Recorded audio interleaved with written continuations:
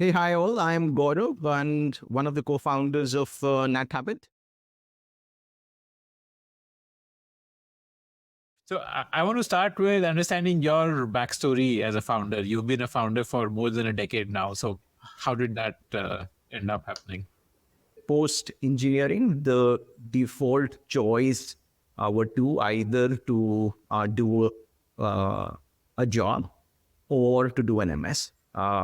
Given the limited means, I chose to take a job in a company. Uh, I was very, very intrigued by the idea of building things, right?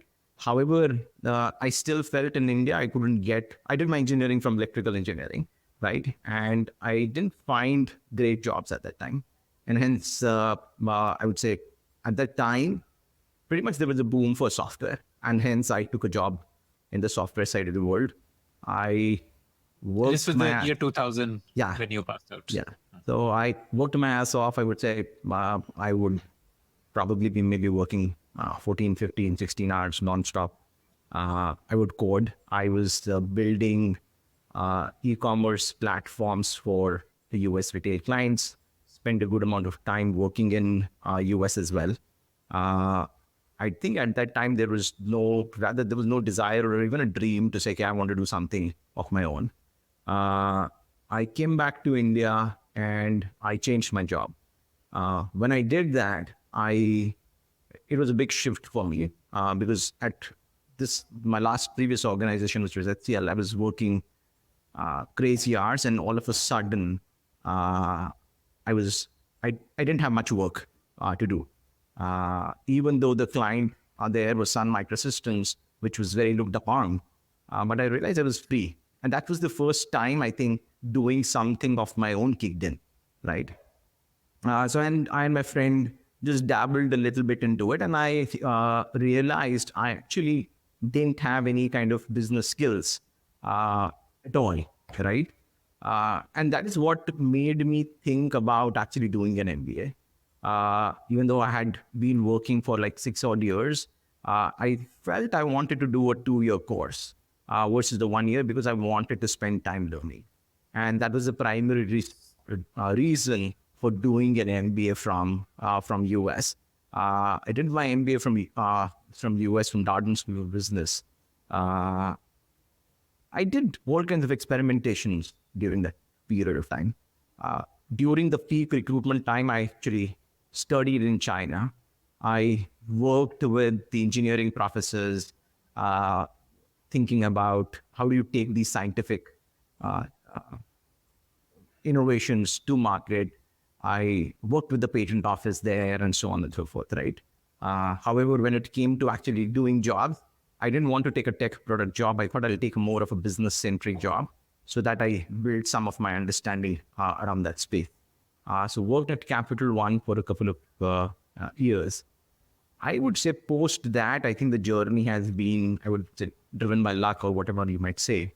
The You interest, joined Capital One after your MBA. yes, And Capital One is like this very, very innovative fintech in the US. Like a yes. lot of founders have actually started with Capital One. Yeah, yeah. So I think clearly they have a very strong analytical approach of doing things. That innovation mindset is there. And hence there is a lot of rigor that's there. It has a very consulting kind of a background, so to say, right? And it was at this period of time I'd been, I think, working for 2 years. One of my school friends who had a very similar kind of a path pinged me and saying, "Hey, uh, Gaurav, actually, I'm thinking of running a cab business in India. Would you go ahead and invest?" And my default answer was yes. So I did that investment, and that's how I started interacting with him and working with him. This was And like a Uber for India business plan. I no, remember there was it a was time not at when that time. It was not at that time. It was basically cab services for within the 5 kilometers of you. So basically going from your home to the local market and so on. That is how it was. And there was no app, there was no tech, nothing there at the time. And then obviously we saw what is happening in US there where you could reserve a cab at a click of a button, and that's what helped us to say, hey, maybe we can do something like that, right? Ola, taxi for sures were in the early days too, right? And primarily the bookings at that time were happening using call centers, right? And that's when he said, let's go ahead and build an app. So that's what we started. He said, hey, why don't you help me code, given that you were good in coding at that time? And I think that's how it all started. And I started building the mobile app, the backend systems, and so on. And I think it was in probably in 2013 when the app was kind of ready, and we started operating in Delhi NCR primarily. It was early days. We did get some term sheets, etc. But however, we didn't take it at that time. We felt, hey, we would probably build it on our own, scale it a little bit more before raising money. Do you regret that with the power of hindsight?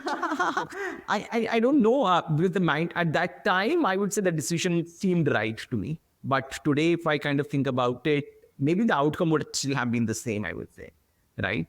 Because if I kind of look at the cab market and how it has played out, what you saw and observed was there was a lot of money that was pumped in, right? And hence, I'm not sure what the real outcome would have been, right?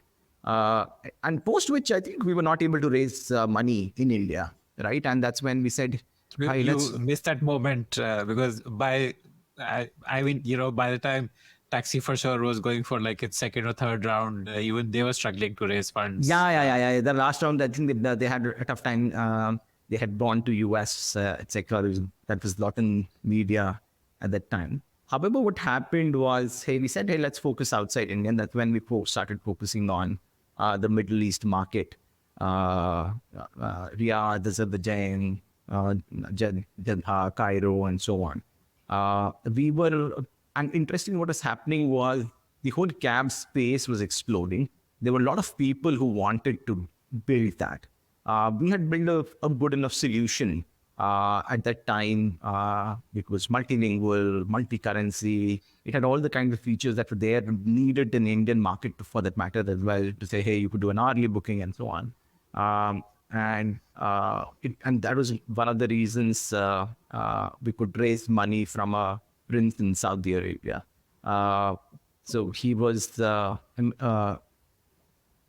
American educated, but had a modern mindset, and he wanted to do something in the cab space and in Saudi.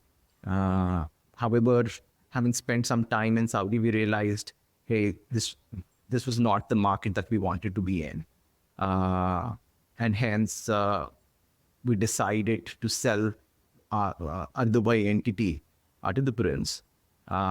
Similarly, we had actually incorporated a Singapore entity. From the Singapore entity, we did a software deal with Huawei in Myanmar. Huawei is like Make My Trip of India, right? And that seemed to be a decent outcome post that. And that's one of the reasons post which where we felt like taxis were for like the top 1% of the population. We wanted to do more. The association with the middle class was much higher. And hence we said, hey, let's do something for buses. The intent there was still in India, 99% of the people travel in buses. Our cities were getting crowded.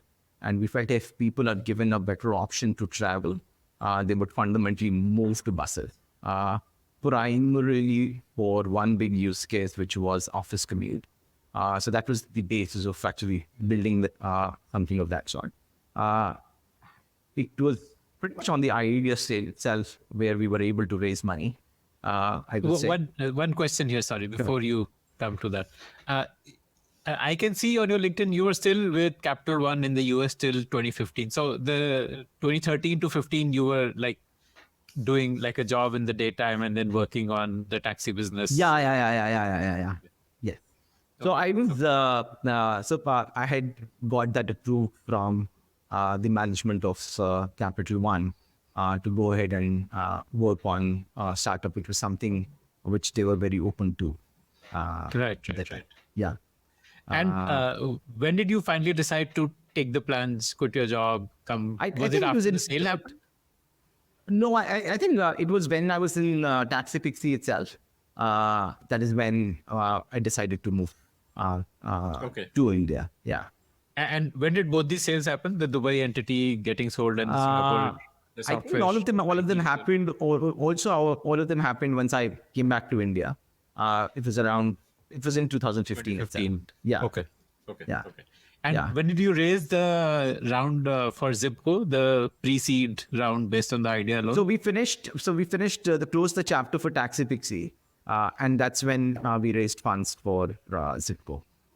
Okay. Okay. Yeah, Amazing. immediately, pretty much immediately after that is what we did that. How did you manage to you raised the 3 billion pre-seed round just on like it was essentially like a napkin round, right? Like idea on a napkin. With Yeah. How did you manage that? I- 3 million is a sizable number for. I think at that time, I think there was a boom, I would say. One. Two is, I would say there was a little bit of credibility that was associated, given that taxis were a tough market to be in and being able to get some kind of an outcome to it.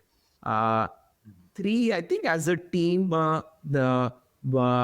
were great. The idea was my other co-founder, who's Jitender, had a good educational background and everything was there. And hence it became, but obviously we didn't have a lot of operating experience per se in hardcore operations in the cab business. And that's when the investors suggested that, hey, we get at least one person on board who could actually bring in the strength in the operation. So that was the condition that was kind of put in when we got the term sheet, right? And it was post that when we spoke to multiple people to see, hey, who could become the third co-founder for that, who could basically go ahead and lead the operations side of it. And that was Pritesh. It was Pritesh. Okay. Understood. Interesting. He had a background in Ola and so on. So that's how it manifested over a period of time. But yeah, originally we said it was just two of us that were there to kickstart it. Okay. And when you raised your round, were there competitors? Because Shuttle also started around. Yeah, I think Shuttle had started earlier a little bit. Shuttle had started somewhere in, I think, April of 2015, I would say. And yeah. Okay. So in a way, there was like that would probably helped as well, right? Because the investors see that there's already one funded startup in this space. And yeah, I think, but it was also early for them also. I don't remember the amount of money that they had raised, but yeah, it was kind of early from that space. Obviously, I would say the transportation space was hot. It had probably peaked, I would say, rather. And people did definitely realize that there will be a lot of money that is needed to build that out. So yeah. Okay. So that's how we kickstarted ZipGo. And it was an interesting journey. We specifically moved to Bangalore for that. We felt Bangalore was a tech hub.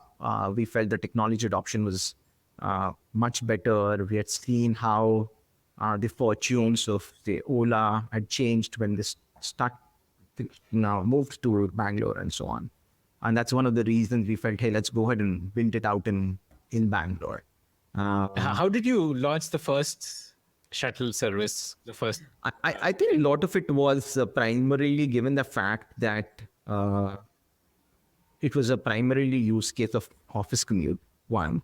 Two, I would say there were a couple of thought processes that we had. One was that we always felt buses would make money when they run long distances, right? Hence, the intent was always to run long distance versus a short distance service. And hence, we picked up a tech park in Bangalore, which was Bagmani. What we also figured out was, are there multiple tech parks that we could fundamentally connect? Because that is when one can go ahead and get the density. And then what we did was we connected it to one of the farthest ends of the city, which was Banchankari, right? So the first route was from Banchankari via Koramangala, Indranagar, Domulur, until Bagmani Tech Park. So that was the first route through which we had kind of built that out. How That many was kilometers long that route? um, might be around 30, 40. 25, 30 at least. Okay. Yeah. Okay. Yeah. So that was the first route that we Why the built. thesis that more kilometers? Because to me, as an outsider, I would be neutral to both. You could have short distance, but multiple trips also versus one long trip. Sure. So buses, the way what happens is, if you look at today, how any of these BMTC buses or DTC buses work is people hop in and people get out, right? It is very hard for you to say, hey, you can get people for just one particular route. Two is also running buses. You have to run buses continuously. If you run from to a one dense spot, which is office location, right? And if you have to go back, you literally have to go back to that pickup point empty, right? You didn't want to do that, right? Because you're wasting 50% of your time not picking up passengers, right? So the enhanced intent was to do long routes, rather was to say, hey, can you extend it again to some other place? Because the intent had always been to the, hey, you should be able to run at least 200 kilometers in a day, right? And and every time you're running, you would want that you're able to pick up passengers. And were you required to get some sort of a license to run this, or like how Sure. did you getting it off the ground? Sure. So there were certain clauses within the contract carriage which could make that happen. Obviously, it was a lot to do with how one interprets the law. Two is how do you use technology to meet the needs of the law, right? And we were actually doing both from that perspective. From a contract carriage perspective, it said you need to have predefined list of passengers upfront, and that was being done using tech, right? However, obviously, book that ride in. yeah. So when you're doing it, so it's already defined at the start of the trip, right? So those are the certain constraints that we had put in. The contract was actually there, visible on the app itself, for that matter. However, and I think we had a great traction, I would say. We probably were doing maybe 3,000 orders a day in a period of roughly 45 to 60 days. We had spawned on multiple routes and so on. There was a good amount of visibility, etc., that was there in the city. And that didn't necessarily go well with the transport department, wherein they felt it would go ahead and impact the BMTC buses negatively. And I think that's when things didn't work out very well for us. But there were a lot of, they would catch did the bus. they get the police to impound the buses? So they interestingly, they understood the law very well. We wanted them to give us notices and so on. That didn't happen. At a period of time, they would maybe catch the buses. They would keep it with them for like 13 days, 14 days, whatever is the period that is defined. They would not challan it, or they would not necessarily take it to court. And on the 14th days, when they would go ahead and release it. I think in the hindsight, when I think about it, I think we did not handle and we did not work well with the government bodies. I think there is still a big need for this kind of a solution. The government bodies themselves, I keep thinking about it. I've seen this multiple times come up in Delhi to say, hey, we need to enable app-based bookings and so on. It is very much needed in a city like Bangalore. But yeah, it didn't necessarily go the way it should have at the time. Like, would the government have even entertained you at that time? I mean, we're talking of 2015, where the startups were not seen as friendly cooperators. No, the taxis, if you look at it, taxis also had faced the same heat, right? And the heat was actually a lot more in Bangalore than any other cities, right? You'll go back. However, in case of taxis, the good part was the government bodies, they were themselves not running the taxis, right? It was the age-old Kali Auto Pili rickshaw. and the ones that were being they felt threatened to it, and hence the objective there was to set up maybe policies and structures around it, so that all the parties uh, don't feel threatened. Is the way I thought about it. Okay. Yeah. Essentially, what you're saying is that this was a step between a taxi and a municipality bus. Like a municipality bus service is like a more mass market product where you're not guaranteed a seat. A taxi is exclusive for you, Yeah. whereas this bus is a bus where you are guaranteed a seat at a slightly premium cost, not as expensive as a taxi, but not as cheap as a municipality Right. bus either. Yeah. Somewhere in the middle. Yeah. Okay. Understood. Okay. So that was the And thought. you hit 4,500 orders you said within 2 months. Was it on the back of word of mouth or was it No, marketing? interestingly, okay, I'd say here we had a very interesting ad play that worked very well. If you see the buses run on a route, okay, generally what happens is the people who might be using their own transportation or maybe using the government buses also go onto that same route, right? So if in Bangalore, what would happen was you would have, so there's a footpath, say, for example, in the middle of the road divider, which is there, and you would have some kind of advertisement opportunity that is there. So that was with one company, and they were not using it well. Okay. And what we did was we literally took hoardings on that road, complete whole path there, right? So each of those hoardings costed us, I think, 7,000 rupees a month or something, right? And we did a bulk deal with them.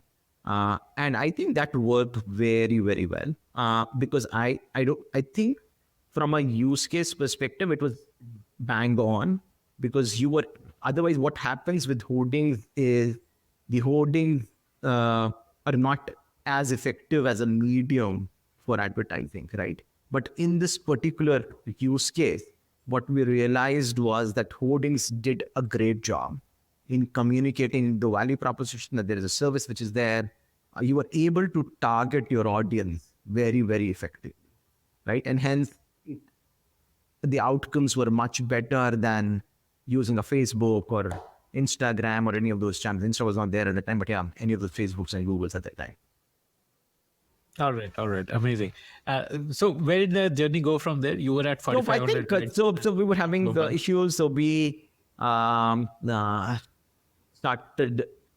We actually wanted to go deep in one city and build that out versus thinking of multiple cities and so on. That was never the thought process. However, because of these frequent issues, we had to say open up another city called say Mumbai, right? And you have to divide forces and so on. And hence, I would say the fundraising became a challenge, right? One, obviously, everybody had seen how the transportation had played, that you needed a lot of money and so on to build it out. Two, you would see that the business would go up and then go down because there would be shutdowns. Then it will go up and then go down, right? And hence, from investors' perspective, they were not very confident of taking a bet onto it. Two is, I would say, it was a highly gross margin negative business, right? Even though we had worked to continuously improve it, but it was still a gross margin negative business, right? The CACs were very low there, so hence the CAC was not necessarily a problem, right? But given that the more you were scaling, the more you would lose money was the bigger challenge that was there, right? So what's the way out then? Like, did you see a way out? Because negative gross margin means no matter how much money you raise, it is fundamentally the wrong business to be in, right? Like, True. Until the only thing was that, hey, if you're able to build the network wherein you're able to run the buses for the complete 200 odd kilometers, you will be able to get that efficiency, right? Because then your operating per kilometer cost would go down, right?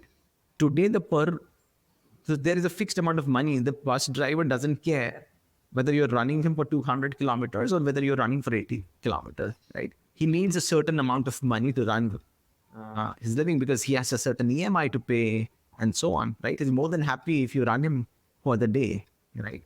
And the only way you could do it is if you're able to lower down your operating cost, right? And that is when you would actually make money.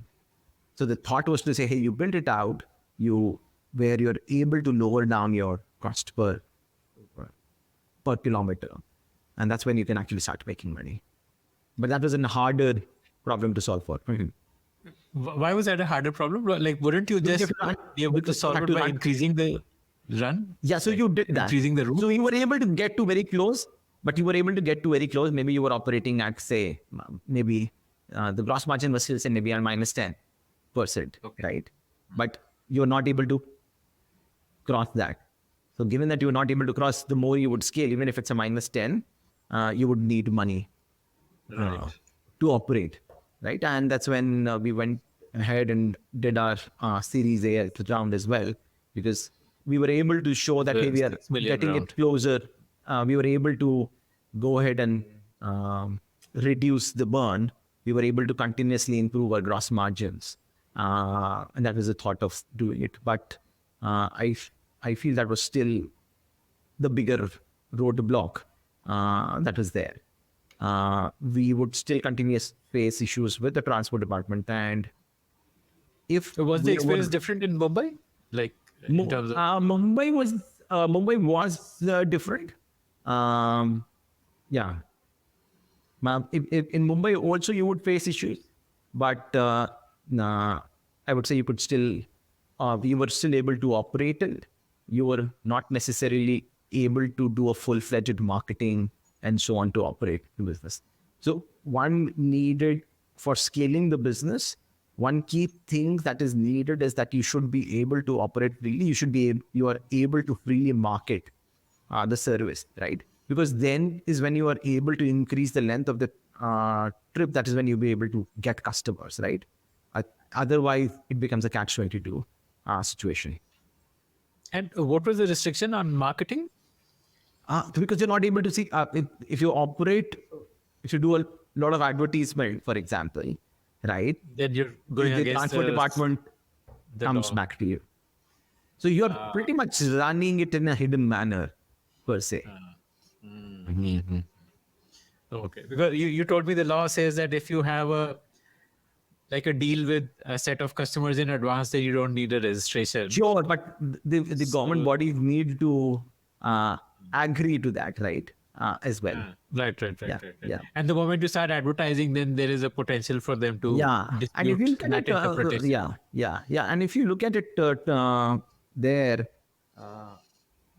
Ola too pretty much had the same issues when they were trying to operate buses in Bangalore. Everybody wanted to operate there, but none of them were able to operate it there.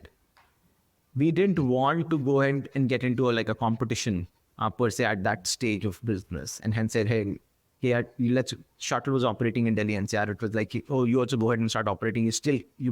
Your businesses are already gross margin negatives, and that whole process you will end up probably losing a lot more money. And this Mumbai rollout happened after the 6 million Series A funding or before? I think we started it a little earlier to cushion it up, because otherwise the investors wouldn't get the confidence of saying that, hey, you can go ahead and operate it. Okay. So what kind of numbers did you hit after your Series A? That 4,500 rides a day? We did cross 10,000 rides a day. We even started intercity operations. For long distance travel, the intercity operations alone was probably maybe doing 1-2 crores a month. I don't remember the numbers at top of my head right now. Yeah. Okay. And this is like Bombay Pune kind of. Yeah. Or we were doing a lot of Delhi Manali, Delhi Chandigarh, and so on. Yeah. So these are two different businesses, right? I mean, why did you not just focus on the office use case, daily Because commute to office, I'm saying that's where you were getting a lot of regulatory regulatory issues. hassles. So Huh. then what? Like 2016 Series A after that? Series A. So yeah, so we tried to scale the business up. We opened another city, Hyderabad. We started intercity, as I was saying. You thought was that any of these periods you scale and you still operate, and you are able to break even or whatever in some manner. But I think that was not happening. We were not able to fully market and run the service per se. For example, when I say fully market, it could be that the buses could be branded, for example, right? We're not doing any branding, right? I would say it changes, the landscape changes the moment you are able to write the name onto the bus itself, I would say, right? True. If you're able to do that, that itself is a very strong and an effective marketing, I would say. Yes. If you're not able to do that, that itself puts in a lot of challenge, I would say, right? And so that is one of the reasons in at that time, the SL group, the Z group approached to us for an acquisition offer. They wanted to get into the transportation space. They felt it was a very big opportunity. There was a transition that was happening. Things were moving towards electrification, and they felt they can actually make something really big in that space. They gave us an acquisition offer. We went ahead with that. Okay. Okay. And by the time SL came in, what was how was the business doing? Like what kind of ARR or? I think we might be doing around 60 crores. 60 crores. Yeah, like 5 crores a month, 60 crores. Okay. Okay. Okay. Yeah. And how many rides a day? Like A day.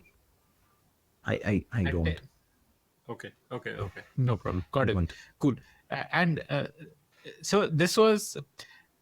Did you also try to raise funds when the offer came from? Definitely, SL? obviously, before taking the acquisition offer, we did definitely attempt to raise funds. Even I would say Series A was a challenge. We would have probably spoken to pretty much almost everyone which is within the Indian ecosystem to raise funds, and hence it was definitely a challenge to raise funds. At that time, Series B was pretty much the same, I would say. There was an issue in raising funds per se. Was it the business model was flawed? That it was No, I gross think margin? everybody realized that there's a lot of money space. that's needed in the transportation space. One, two is and if you look at the whole transportation space and the investments in this, the larger players had already put their bets, right? Whether it was Ola, whether it was Shuttle, so the larger bets had already been done and placed. The other players were, what you needed was somebody with deeper pockets to back you, right? Until unless that happens, you wouldn't be able to go ahead and operate that. Okay. Okay. Okay. Interesting. Okay. Got it. Why is it that, this space still doesn't have a large dominant player? Like Shuttle also eventually has, I think they've stopped operations now. Sure. Or maybe they've been acquired, I guess. Yeah. They've been acquired, right? They could have been acquired. Yeah. So I think I feel a lot of it is purely because one is, and I think the same is the issue that you would have seen from the cab space, right? If the regulations are removed or modified and you are able to run freely, okay, I would say the likelihood of you getting a better service, likelihood of you making money in that business will be a lot higher, right? I think that is one of the biggest reasons why you see today Ola not being able to fully capitalize on the cab business itself. And the same holds true. And I would say it is much harder to do it for buses, specifically for within the city travel. Okay. even for intercity buses, there are a lot of gaps. It's the unorganized people who can fundamentally make money. I would say organized people will have a tough time making money because you are trying to follow what is written in the law. Okay. So the cost of compliance is too high. That's the main reason why this like cost of regulatory compliance is so high that an organized player cannot really succeed. Yeah. Okay. Interesting. Interesting. Okay. Understood. Okay. So what next? So SL Group came in and did they ask you to stay on or what happened? yeah, they did ask us to stay. So not all three of us were there. I was wanted to stay. Uh, Maybe it's just because I felt closely associated with this whole idea of building this bus service where you could help the cities, where you could help consumers and so on. So the intent was to stay. However, the deal didn't fully go through. Uh, they made part of the payment, and after that, I think there were a lot of issues within the SL group itself. IFL had crashed. They had to pledge their shares. The banks were after them, and hence the deal got stalled. And that's when you decided to move on. Yeah. Okay. And it was at that time, so pretty much at that time, it was more about, hey, what do we do next? And that's when a lot of brainstorming with respect to what to do and kick-started.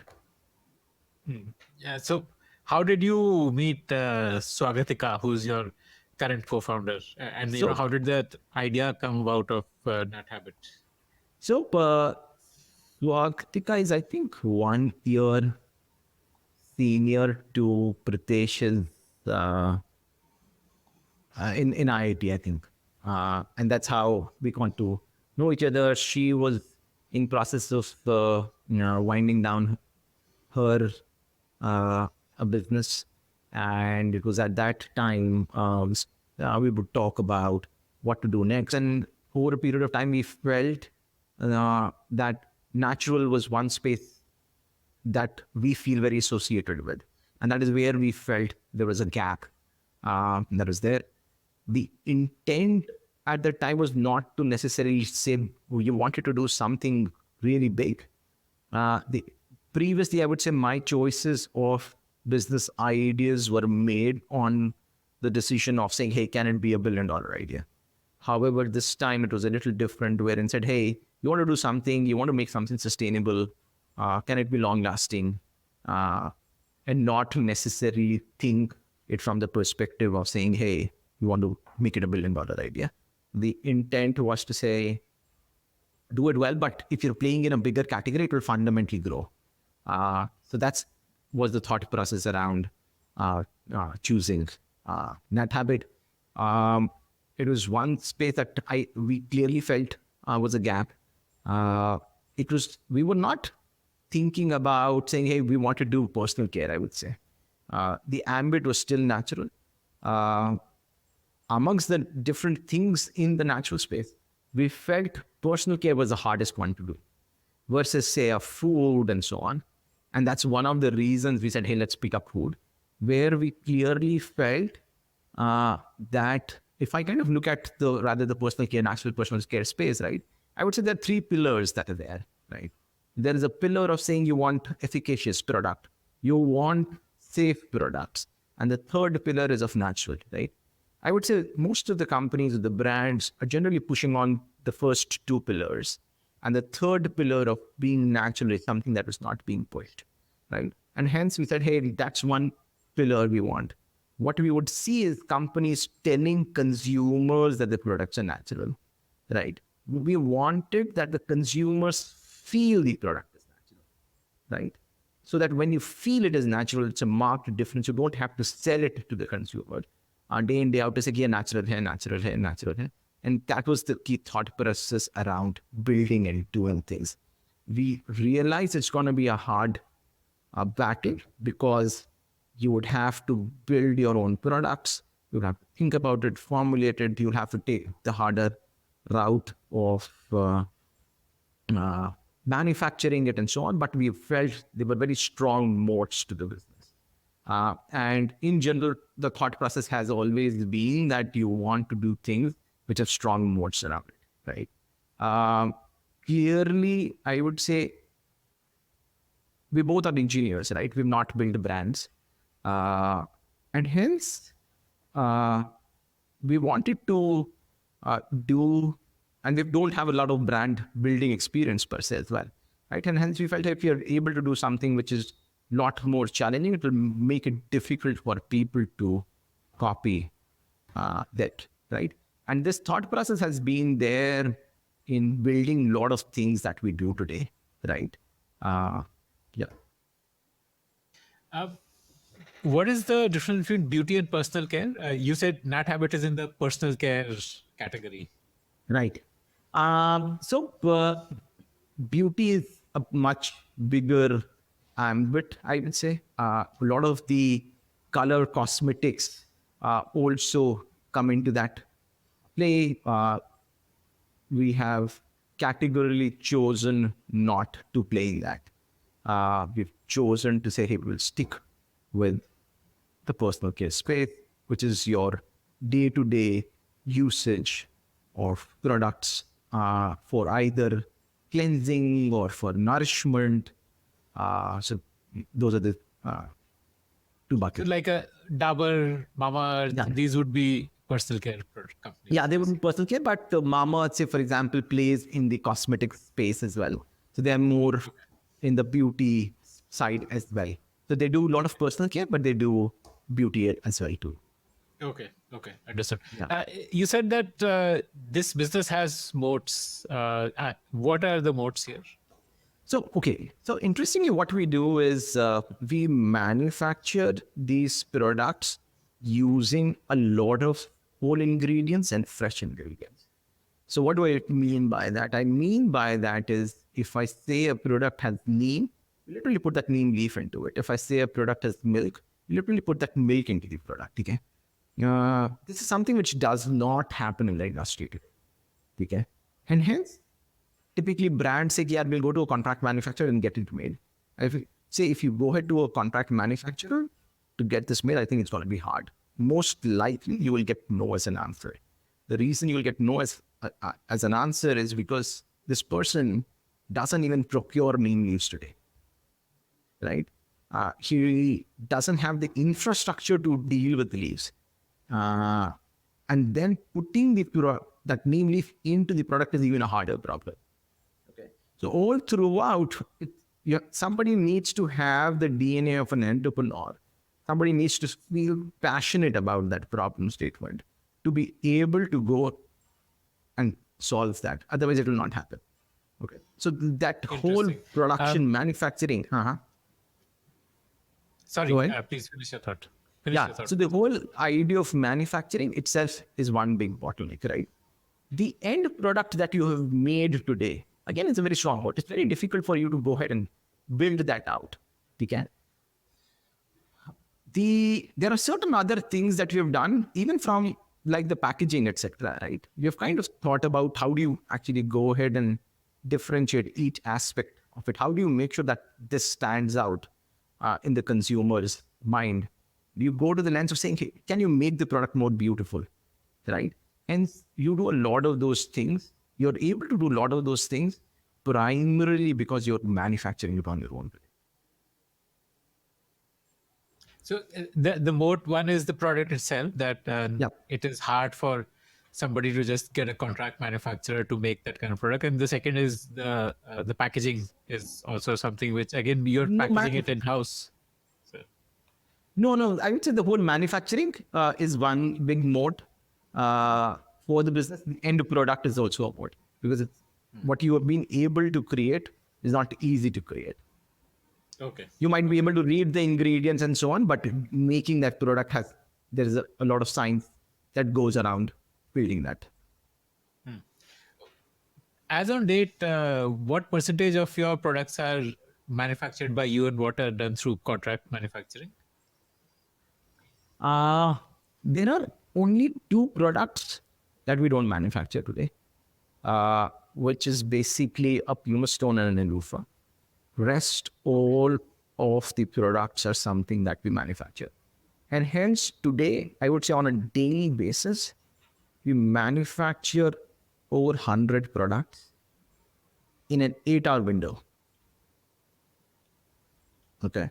So the manufacturing starts at 5 a.m. in the morning and the manufacturing gets over by 2 p.m. Okay. Why is that? Why doesn't it run like till night, for example? So one can choose to run it at night. I am a believer that uh, humans are made to operate and work in mornings versus late at night. I feel that's when you are more efficient, you do things well, and so on. And hence, I've kind of kept it in that manner. One. Two is, interestingly, what happens is whatever I'm able to manufacture on the same day, I'm able to ship it out to the consumers. So what literally happens is you're able to manufacture by 2 p.m. My shipment happens till 7 p.m. Whatever I have manufactured can go out to the consumers. It is packed the same day. And hence, everything is built and done in a sequence, right? Everything is programmed. And given that we manufacture hundreds of these in every day, there is a strong process orientation that is there, right? To say these are the things that have to be done every week. These are the things that have to be done the previous day. These are the things that you have to do today. This is the sequence in which you will go ahead and make these products, because this is what the demand pattern looks like, right? And hence, I would say today I operate at a finished goods inventory of just 1 to 2 days, right? I operate in the leanest possible manner. Okay, interesting.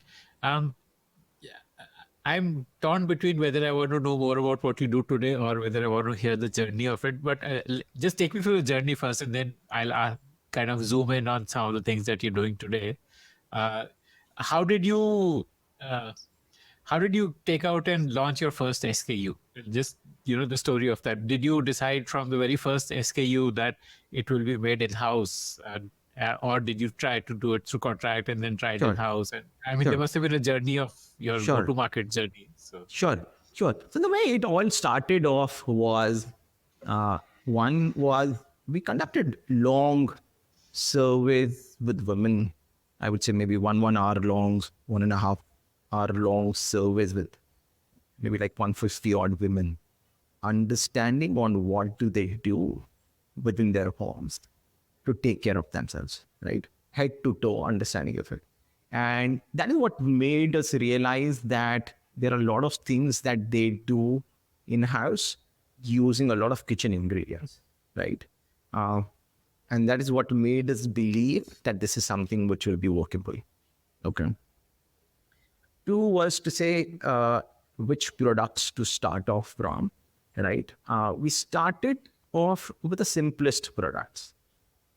We didn't take up the complex ones to start with, and that has been the thought process as you're kind of building it out, right? The thought was to start with simple products, which didn't need a lot of complexity, to that the consumers can associate themselves with, right?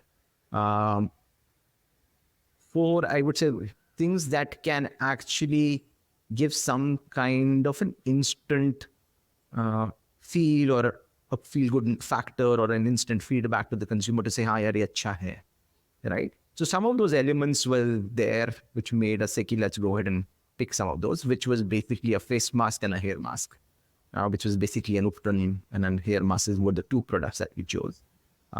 We did attempt to get them made by a contract manufacturer. These products were made fresh, right? Rather, these products did not have any preservatives. Rather, when we started off, you actually needed a cold chain delivery to do it. You had to manufacture it every day. And hence, the manufacturers were not willing to do this. Okay. And that was one of the reasons he said, hey, you have to go ahead and do it on your own. right? If you want to do something daily, if you want things not to have preservative, if you want that, hey, there's a cold storage, the cold delivery, everything was there. And hence, we were actually running a delivery fleet when we started, right? So in the morning, the delivery people would come, we would create a roster to say, hey, these are the addresses that you have to go and deliver it. We would put ice boxes in them, and that's how it all started. But we also realized that this is not something which is scalable, because you're running multiple businesses at the same time, right? You're running a tech website to get customers orders, you're running your own manufacturing, you're running your own delivery, and this is not something that you would want to go. And hence the intent was to say, hey, can you elongate the shelf life of the products? Can you do something so that you don't need a cold delivery, right? So that is what we worked, so that today you can send the products to the consumers' homes pan India without the need of a cold delivery. And that was one of the biggest reasons for a push and growth in the scale, right? So that's how it all started. And how did the SKUs expand? So you started with the face mask and the hair mask. And... Sure. So as I said, the intent had always been to do, okay, I'll tell you, when we started off, I would say on the website, the AOV was like 100 rupees. Okay. And we clearly realized that the AOV has to be upwards of 500 rupees for you to make money. And AOV is average order value. Order value. Yeah. And hence we said, hey, we have to add in more products. And hence we started saying, hey, let's add a moisturizer. We had created a face upton. Can we create a bath upton? We said, what are the other maybe accessories that we can add? Can we add a comb? Can we add a loofah? Can we add a facial oil? So that's like a Flora gel, which is basically like a mist or like a toner. So those are the things that you kept on adding on a regular basis. And hence at that time, given that you were launching simpler products, your NPD cycles were a lot faster, right? And hence you were able to continuously add products. Hence we added a product which is called as henna, which is for hair color. So you added a lot of those over a period of time. And that resulted in today the AOV being over 700 rupees. Okay. So you kept on adding, you realized that. And here, I would say also one of the thoughts had been, how do you make the whole website experience to be better? How do you make the consumer? So if you look at it, our product packaging is very different than most of the brands today, right? They're all very colorful. They don't necessarily have the same brand language in all of them, right? Might not necessarily work for an offline space, but it works very beautifully for an online space, right? The consumer likes to browse. When it's browsing, that monotony goes away because things keeps changing, right? Just the way you're browsing when you're doing it on, say, a Nykaa or somewhere else, right? So you've done all of that elements. You put those things there on the website. And what you've done is today a consumer ends up buying 4 items on an average when he comes to the website, right? So we've done all of those things to drive that. And today the website plays a very key role in doing that. It gives us 50% plus of our revenue every month. Wow. So, and what's your monthly revenue? So we do 8 crores a month. Wow. So at that scale, which is like 100 CR ARR, if you're still at 50% of this as your own website, is pretty impressive. Most brands by this stage are like maybe 10-20% own website, 80% marketplaces. Yeah. There are some very interesting metrics as well. If I look at, say, today, Delhi NCR, my RTO percent is 0.2. Okay. And RTO is the products not delivered. Return. Yep. Returns. Okay. Yeah. So this is undelivered, or this is where customer received undelivered. No, okay, undelivered. So that is 0.2. Typically consumers tend to order and that don't take the products, right? This is a big problem. And you see a lot of startups trying to solve for this. If you look at today, Go Quick is doing this. It's predicting that consumers that will not the purchase and will not take the products, right? So people have that upwards of 10% today, right?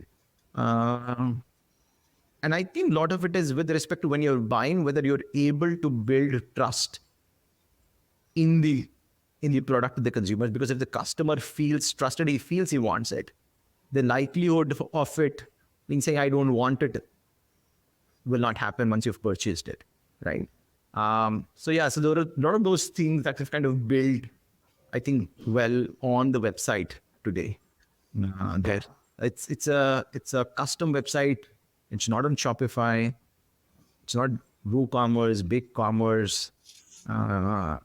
It's all built in house. There. But why reinvent the wheel? Why? I'm not reinventing the wheel. It's the whole experience that matters, right? You're going that extra mile for each thing. Even if there is a small thing which is there, you're going that extra mile for it, right? We started off with Shopify. It's not that we didn't, right? But we realized that the whole experience was not great. The speed that you get is not great, right? And we didn't want that, right? So we wanted to, and everything that we do today, we want to go that extra mile for that customer, for the whole experience that goes along with it. We build a lot of personalization and so on there. What does building your own website give you? What are the reasons that you did that instead of using a Shopify or something? So I think the whole experience, I would say, it's the speed, your conversions, your ability to upsell, cross-sell on your website. But these are like standard features for most of these, like WooCommerce, Magento, Shopify. True. No. Okay. So I'll tell you multiple. One is we used a headless CMS. Okay. We wanted a headless CMS. Okay. So headless CMS is basically okay. So headless CMS means you want to service content as APIs. Okay. You want that same content to power your website. You want the same content to power your apps. Okay. Okay. Shopify 2 is trying to do that well. They launched Hydrogen. I think they've come up with something else for that as well. We feel that makes things a lot more efficient, right? The teams headless CMS means that any update you do is instantly reflected across all places. Yes, and the teams are not. See, my point is today you've got from a SKU you do like variants and so on. You probably might have like 500 odd SKUs in the system today, right? If your content team is sitting and managing those, that's a lot of overhead for doing it for app and website and so on, right? We didn't want that. We want leaner structures, leaner teams, and so on. And I'm telling you, it's not a lot of work. Frankly speaking, we just have a 3-people tech team. Okay? It's not that you have a large team who's building things and so on. This has been built by a 3-people tech team who are at just 2 or 3 years of experience, right? So yeah, so there is, you just need to be patient. You need to just build it right. Right. And I might be probably the one who might be not necessarily following the norm. I would say, even if my investors, if you talk to my investors, they would say, hey, don't move out from Shopify. But we clearly felt it is much better to do it. Well, we feel, given that it's a strong part of our business, we wanted to make sure it is right. Okay. I guess this is also a reason why 50% of your revenue is still from website. What kind of repeat rates do you see? So we see over, again, 55% of my monthly revenue comes from my repeat users. Wow. Amazing. And how do you drive traffic? Do you spend on performance marketing? Sure, we do. I would say around 40% of the traffic is organic, 60% is paid, with paid, I would say 75% is on the Meta platforms and 25% is on Google. Okay. Okay. And what is your CAC to LTV ratio? So LTV to CAC ratio might be close to around 3, Wow. or Amazing. maybe even, yeah, more than 3. Okay. Okay. Okay. Understood. Understood. So take me back to, we were talking of the journey of reaching here. You wanted to make it on your own because you did not find contract manufacturers. So what did you do? Did you like rent a factory, like rent a premises, build a factory there, or was it like a Yeah. garage or a kitchen phase initially? Or So no, I think from a law perspective, you need to have a factory space. When I say a factory space, you need to have an industrial space in which you run a factory. You cannot go ahead and run it in your kitchen. You cannot go ahead and run it um, in a shop or whatever, right? From a law perspective, that is there. All the products that you manufacture have to be licensed and so on, right? And which hence, is the regulatory body that governs this personal sure. care space? Sure. So there are two bodies that are there in India. One is FDA, and then there is Ayush. So there are two bodies that govern that. Okay. Okay. Uh, And you need a license from them before you can sell yes. products. Okay. Yeah. I think we have changed. This is a third unit now. We started off with a smaller, I would say maybe a 1,500 seat kind of a space in which we had a few machines and so on. We probably were in it for maybe a couple of months, 6 months or so. COVID hit in and so on. And after that, we moved to a bigger space, which was just the manufacturing space was around 3,000 square feet. That is there. Today, we have a manufacturing of around 10,000, but the total space that we have is around 40,000 square feet of space. Okay. We have in all those ones, we've quite taken the space bare shell and we have modified it to our means. We have an in-house team of engineers, your maybe an electrician, plumber, fabricators, and so on, which go ahead and do a lot of work as well. We take an external help, as in it, but yeah, we do a lot of things are on our own as well. Who handles production?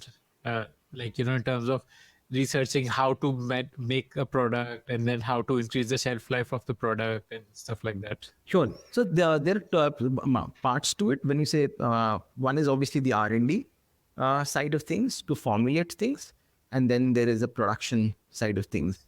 There on the R&D, we have an R&D team, we have an R&D head.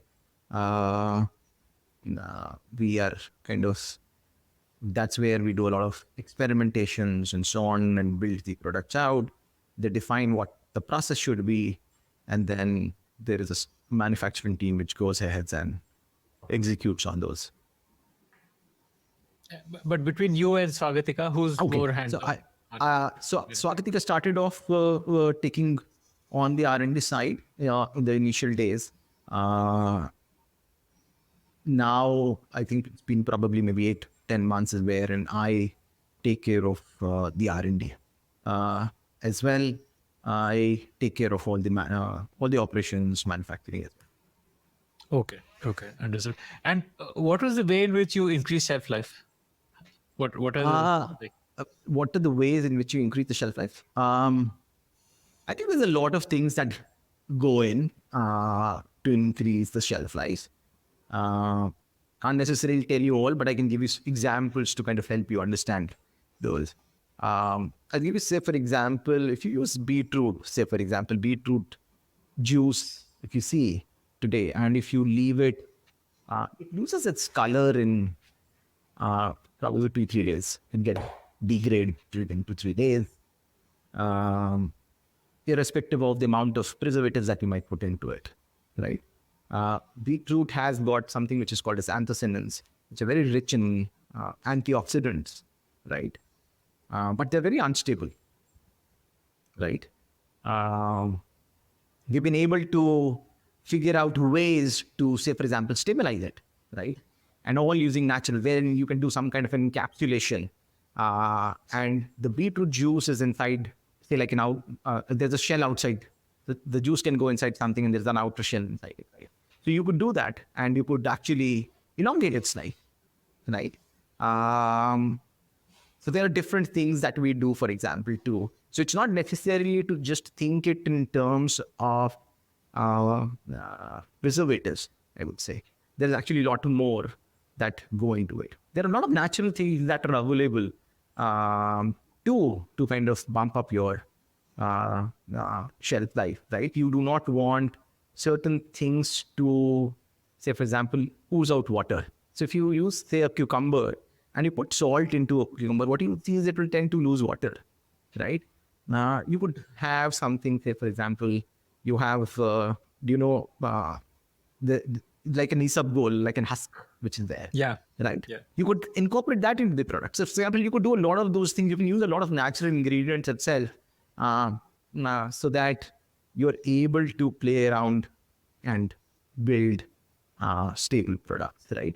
A lot of there's a play of pH. There's a play of maybe sugars. There's a play of salts, and there are a lot of natural extracts, etc., that come in play to bump up the shelf life.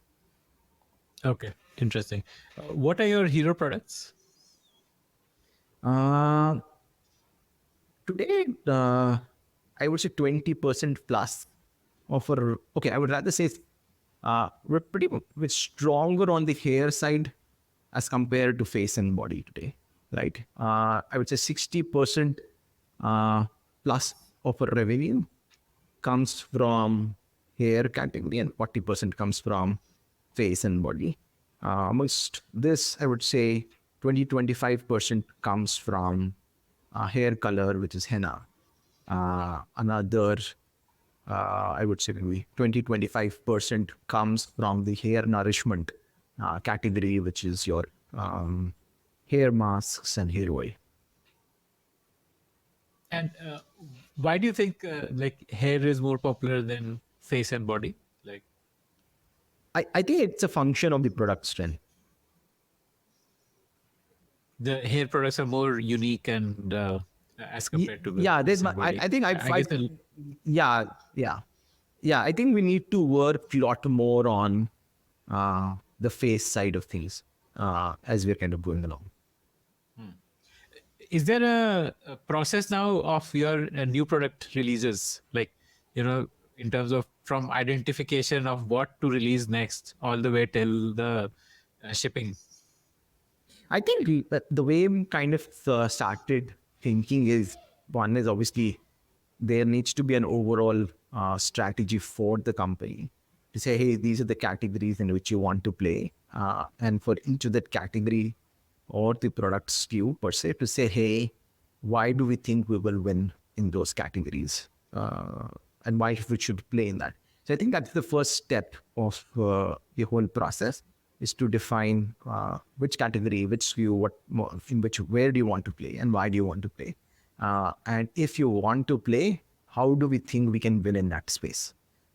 That's the first part of it. On basis of that, we have a product team which basically attempts to understand what is happening in the market, what are the other products that are there, what do consumers want.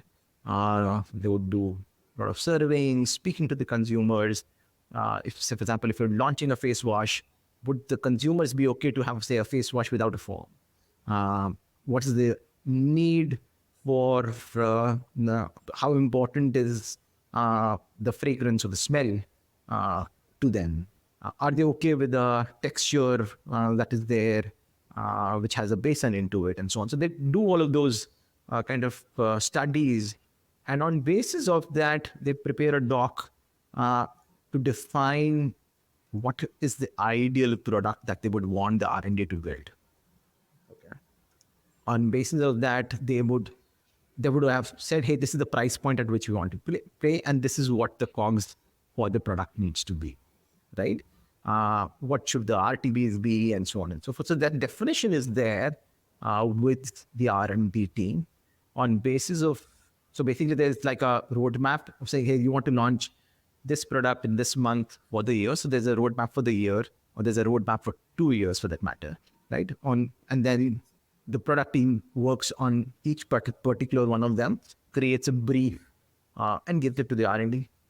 And then the R&D team basically goes ahead and does loads and loads of experiments. And I would say for any product today, I would say at least you end up doing at least 500 plus different experiments for them to build it out, to define what the base should look like first, before even you think about varianting them. So you define what the base should be, you figure out what the variant should be, you do a lot of testing on those. You do in vitros to see whether they're effective or not. What is in vitro? So basically what can happen is, suppose you want to check for hair growth, right? So you can do, instead of putting it on people, you could fundamentally do it on a tissue cell Okay. in a lab, right? In which you can put it and you can see actually whether there is an increase in the marker protein that's there, for example, for you to identify whether this product is going to be effective or not, right? So you can go ahead and do some of those, or it could be tests. Say, for example, you're doing certain things to, say, you're doing for reducing the roughness. You could have a test to check whether the hair is brittle or not, or whether, so there's a Bastron machine which can actually help you figure that out. So you do some of those tests to see whether the product is behaving in the right manner. You do consumer trials. If you feel good about all of those, that's when you go ahead and launch it. Okay. And you would, I'm guessing, always launch on your own website first before you take it to any other sales center. Yes. To get the customer feedback. Yeah. I think things are kind of evolving and changing there as well. I would say, for example, now there are times we hear from, say, an ICA or an Amazon, hey, why don't you go ahead and do a launch exclusively on their platforms and so on. So things are kind of evolving. But yeah, usually you're right. Usually the first thing is to go ahead and launch it on the website. Okay. So what's going to be your path from 100 CR right now? You're at 100 CR ARR to a 500 CR ARR. Sure. What's the path for that? Yeah. Paths from a path perspective, I think pretty much the way we kind of think about it, there are three key levers that are there. One is products, second is channel, and third is brand, right? There are still a lot of larger categories that we don't play in today.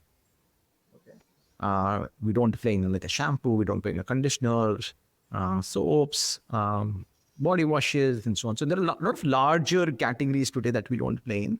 The intent is to launch products in these kind of spaces so that you can tap onto the more recurring products that the consumers use. Two is from a channel expansion. We haven't today 100% of the business is online. The intent is to get into the offline side of things. Third is the brand side, sharpening of the brand comms, maybe doing spending more on top of the level awareness. Those are the three broad things that we feel we need to do to drive growth. Even on the current product portfolio set, we feel there will still be a continued set of growth that will be there. And offline will be like, will you set up your own stores, or will it be through modern trade or through general trade, or what? Sure. So I think the whole strategy piece for this has not yet been logged. Um, I am a little averse to setting up of EBOs. I know there's a strong value proposition for the And EBO is EBOs with exclusive respect brand exclusive, outlets. yeah, outlets, wherein you are saying, hey, you can have your own stores. It does very well from a branding perspective. But I am also apprehensive of the fact of the capital investment, security deposits, etc., that come along with it. Um, and the profitability pressures on those. And hence the thought is to do more via your model trade, or your, if you're going to a GT, you're doing more of your beauty stores and so on. Leveraging those would be our first bet. EBOs, yes, you can, but they will not be the primary drivers for driving sales. Okay. Okay. Interesting. And when you say you want to invest on brand, does that mean like a brand ambassador, TV ads? I think it's still far away. We haven't yet. We don't have a brand ambassador till now. We are kind of doing this whole brand strategy work as we speak, and that's when we will probably get to some kind of an answer to say whether we should have a brand ambassador, and if so, who. Till date, we've kind of kept ourselves away from the brand ambassador side of things. Okay. Okay. Understood. And how much capital have you raised till date? How much What's capital been have the we raised? fundraise journey? I think we raised 10 million in December. Prior to that, we had raised maybe around a 4 million in April of 2022.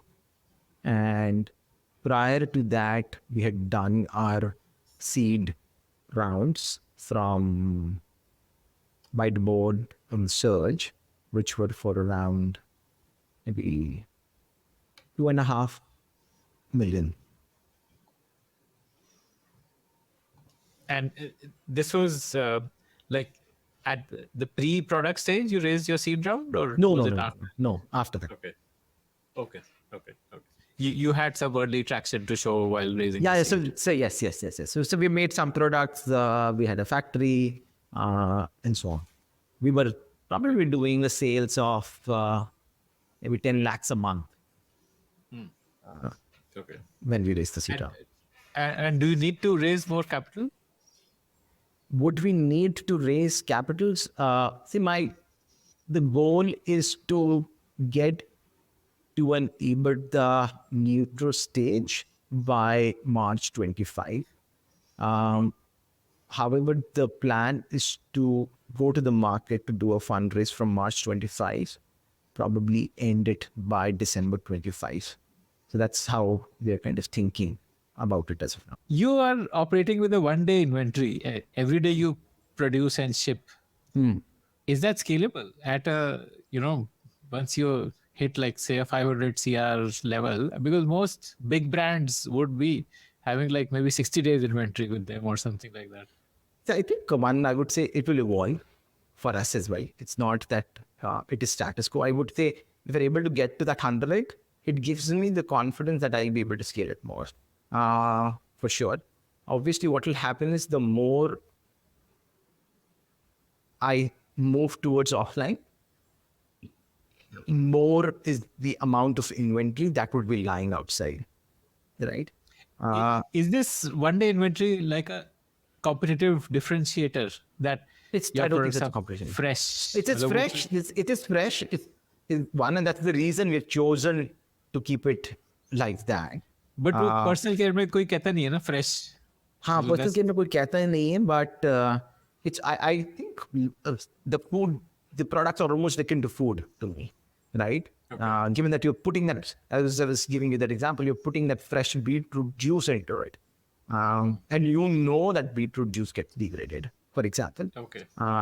And hence I am saying You need to go ahead and manufacture it often.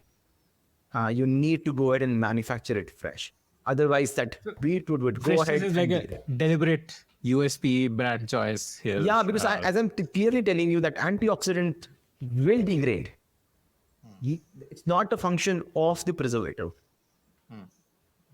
Okay. Okay. Yeah, Okay. Understood. Okay. yeah. So as far as you can, you would want to maintain this freshness Yes, USP. Like yes, the yes. product should hit the customer's home within, like, say, a week or 2 weeks of Yeah, yeah, manufacture. yeah, yeah, Okay. yeah, yeah. Okay. Okay. Which is an interesting challenge to solve. I mean, long term. Yes, Like that could be a very unique kind of a company to build, very differentiated from the other brands here, because no other brand is thinking in terms of freshness. yeah, Yeah. So is that your, you said you're working on the brand strategy and how you want to position the sure. brand. So is that like your vision in terms of how you want to differentiate it from, like, say, a Plum, which is also, I mean, nature as a USP is fairly common. Plum, Mama, all of Sure, these brands are somewhere saying sure. this is natural and chemical Bilkul. free, and So what is the way in which you see Nat Habit being? See, I would say, yes, one aspect is freshness, and you want to enhance more and more natural uh, things into the products, right? Our belief is that if you're taking things as a whole, you're getting much more nutrients into your system, right? However, the way I kind of think about it, and I think a lot of it has also evolved over a period of time. If I kind of think, the intent would be to actually make an innovative company, right? Uh, the intent would be to say, can you put, using that lens, put India onto the global map, not from a global map perspective of just saying sending your products, but being innovative, right? Just the way Korea, stands out for innovation in certain of those things. Can you do the same here? Yeah. If you look at today, India, I would say India is predominantly a country in which we go ahead and just apply things. We do not go ahead and do a lot of primary research. What you will see in the personal care space is, which is something which is very common to think about in terms of electronics industry, that we don't fabricate chips. Okay. We go ahead and assemble chips, something which is, and I say the same thing holds true for personal care, right? We do not manufacture a lot of these specialty ingredients. We do not manufacture very common ingredients like, say, a xanthan gum today. We go ahead and all of those are imported in India today, right? If there is from a research work perspective, if you look at the world outside, there is a very good amount of push on upcycling, right? None of that comes down to India. India as a country cannot afford it, right? All of this research work happens there. All the ingredients are manufactured there and are sold in all the developed side of the world. They don't flow into it. So the question becomes, can you as a country, can we as a Nat Habit change that? Can you drive a lot of the primary innovation in India where you can actually use that innovation and sell it to the world? So that's been one of the thought process around which we've been doing it. My belief is innovation happens when you put in a new angle of looking at things. Okay. What we have done is we're putting that fresh lens onto things. And hence today, a lot of the problems that you face are not faced by the rest of the world because they've not put that lens onto it. And that is what drives innovation, right? And that is what we want to build as a core for the company and build it for long. Interesting. Would you rather invest on increasing your retail footprint in India, or would you rather start exporting? I would say I am focused more today on building for within India. See, all the innovation lenses and pieces that I'm talking about are all longer term plays. the very first thing that has to happen is you need to grow. You need to grow sustainably. You need to make money for any of these innovative thought process to succeed, right? Yes, you have it. You're building it in your DNA. You're doing research and you're building some of these things out. But all of those can come to future when the company is actually generating money, wherein you can pump in lot more money into the R&D. Interestingly, when you look at, I'm not sure whether you read the Indus report today, right? If you look at the R&D spend for India today, it's way down, right? And with, I would say, 50% plus of the R&D spend is being done by the government bodies. Whereas in case of, say, like a US or China, you would find that to be like a 5-10%. So private companies need to step up on the R&D spend there. How much do you spend on R&D? Out of my total, if my total expense for the year would be 60 crores, I would probably spend maybe just 3 crores today. Okay. So that is something which you want to Yeah. scale up. Yeah. Okay. What's your headcount today? We are almost like 220 odd people with And how are they split? with I would say 150 in the operations. The operations include all manufacturing, all packaging, all batch testing, QA, QC, warehouse, and so on. 70 people are part of the other corporate, which includes your tech, it includes your finance, it includes your sales, it includes your creative, product, R&D. Okay. Okay. Uh, you know, what are your learnings in building 100 crore ARR, 200 plus headcount kind of a business? Like, what are the top three things you learned while building this business? I think couple one. I think from a perspective one is a lot of times I hear people saying that organizations need to be more like a sports team to do well. Uh, and I feel the organizations need to be a mix of family plus a sports team, right? If I today look at it at least very strongly in my operations team, I think we operate it more like a family there versus a sports team where there is a lot of trust that you put on people. You are able to empathize well with them. Agar they say they want a chutti, gaon jana hai, to you need to enable that to happen. If they need money for some loans or whatever their needs are, you should be able to provide that. You need to be able to treat them well, where I feel very strongly that you're leading by heart, right? You need to be able to reward them well, right? The ESOPs need to be there for them too, right? And hence today as an organization, even if somebody does the cleaning job, and if they've been doing that well, they get ESOPs in the company, for example, right? Wow. And that's where I feel that family comes into me, because it's that family, it's that bond that does it. And I see that in the day-to-day operations today. A manufacturing person who comes at say 5 a.m. in the morning, nobody tells him to say कि यार packaging में ना delay हो रहा है, 8 बज गए हैं रात के, you go ahead and do it. He'll go and stand and do it.